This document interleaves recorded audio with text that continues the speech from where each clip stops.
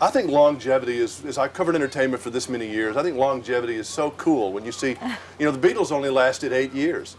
And do you have any philosophy on how you've hung in there for that long? Yeah, I've been making movies for 43 years. Wow. And I don't know, it's crazy, isn't it? But, you know, I had all these different generations of the 60s, the 70s, the 80s, the 90s, and now the year 2000. And, you know, they've all been kind of different.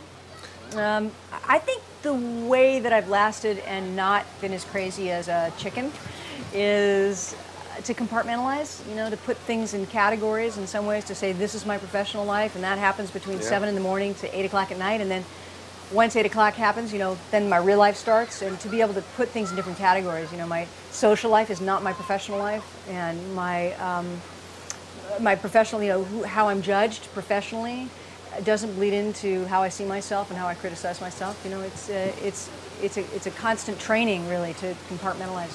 Did you consciously make a decision when you look at your line body of work that everything's going to really be different, and I'm not going to do 2 movies that, I mean, Maverick's no kin to The Accused, and Silence of the Lambs no kin to this? Well, I was conscious. I was conscious of what I thought was going to make me happy, you know, and I didn't want to repeat myself. At the same time, you know, I have done thrillers, for example, and I know that I love thrillers, and I know that I get drawn to that because they move me in a way that other things don't. So that's not necessarily conscious. That just comes from what you're moved by. You know, we didn't think of, you may not even realize this, but you're one of the few women in Hollywood, because I can't see Meg Ryan doing this or any of your other contemporaries, that will shoot you. I mean, think about it. You're a tough woman. I mean, from all those movies, I can think of 4 or 5 where I don't think of you as a tough gal as I sit across from you, but you've been a force in these movies, The Brave One and Silence of the Lambs. I mean, you will hold your own. Is that you? Well, it's a funny thing. There's a little bit of you in there, isn't there? I suppose it's, you know, it's an internal side of yourself that, an internal kind of confidence that you might have, that you're able to access, that might be a shadow side of myself. I mean, look at me. I'm 5'4". I'm not even 5'4". I just lied to you. I'm literally 5'3 3/4 or something, and I've never hit anyone in my whole life. You know what I'm saying? Never.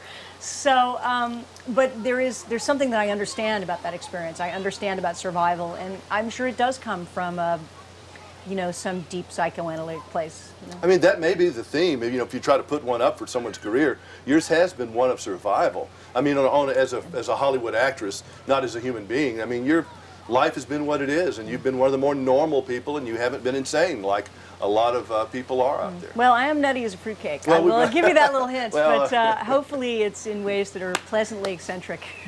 And you see it in the movie. I mean, I love playing this character, Alexandra Rover, she's crazy. I mean, she's totally crazy, and yet, you know, part of that craziness is what informs this amazingly creative spirit. And, you know, we get to see her try to grapple with her fears of germs and of she's opening almost the doorknob. the woman at the end of the block with 70 cats. Yes, you know, she is. almost, not quite. Yeah, she's a nut. And, but she's finding sort of this heroism in herself, much like a lot of the characters that I play in dramas. Are you particularly adventurous? Well, I'm adventurous in a 4-star restaurant kind of way. Okay. You know, I love going diving, for example, and I love that solitude of that and being there with the fish. But when I'm done, I like to have a towel, and I like to go to like a nice hotel. Are you ever lazy? You don't strike me as being particularly one that could be very slothful. No, I'm not very lazy. No. I have to admit, I'm the one that you know, I definitely go up and get my kids the glass of water from the kitchen every night. Do you have 2 speeds, on and off? On and off? Gee, I don't know.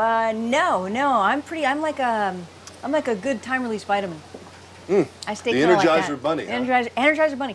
Yeah, in sports, that's my thing, where I'm like the endurance. I mean, we're never, ever going to go out and find you lying in a sandy pile out there somewhere just vegged out. You see, that's probably my greatest neurosis, is that I should have. You know, I probably should have rebelled, and I should have been a nut and been irresponsible, but I never have. And I'm not sure that's a good thing. You know, I look back and I think, like, maybe I missed out on something. You know, maybe I should be lying in a pile on that sandy pile over there somewhere. I know. I mean, I was a judge's son. I see these Harleys go by sometimes, and I see these fools like Britney Spears doing stuff. I said, maybe I want to do that, but no, that's not me. No, it's always fun to watch your movies, and I guess that's the best compliment you can give to anybody. Well, is that you see the brand, it's like Coca-Cola, and you know you're going to be in for a good time.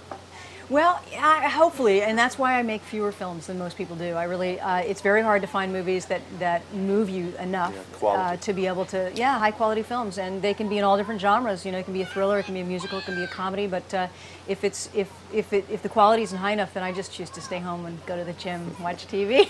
All right, I understand that. All right, thank you. Thank you.